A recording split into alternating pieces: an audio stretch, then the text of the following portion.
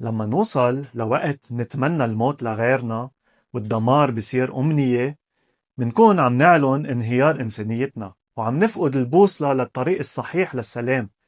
دعاة السلام اليوم بيخلقوا عدو، بيصوروه كتهديد وجودي، بيحاولوا يقنعونا إنه الحرب ضرورة، وإنه القوة هي الطريق الوحيد للاستقرار، وإنه القتل والتدمير بيجيبوا الأمان، وإنه الدم هو الثمن الطبيعي للسلام. حتى بيقنعوك إنه هن أشخاص مناح بيعتدوا عليك بشكل أخلاقي تيحرروك. طبعا الدافع الحقيقي للحرب هو تجارة سلاح ونفط وموارد طبيعية بتتغطى بشعائر السلام لتخفي صفقات ومنافع اقتصادية.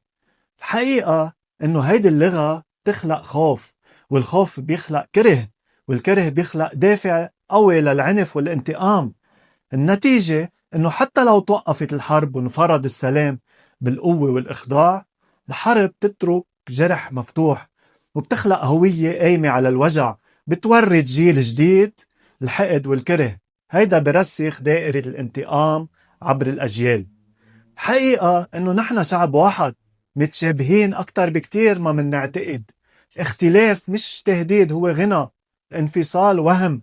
ما في نحن وهن، في عائلة وحدة اسمها الإنسان.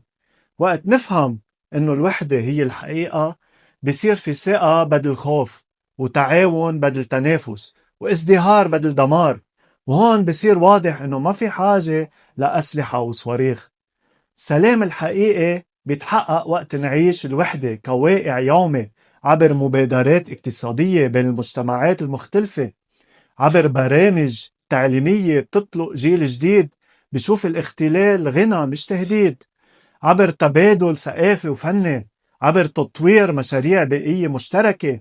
منكون عم نثبت إنه الأرض هي الرابط الأكبر بيننا، وإنه الحفاظ عليها مسؤولية جماعية. السلام الحقيقي بيتحقق وقت نوسع مفهوم السلام ليشمل حماية الحيوانات والطبيعة بدل استغلالها واستنزافها.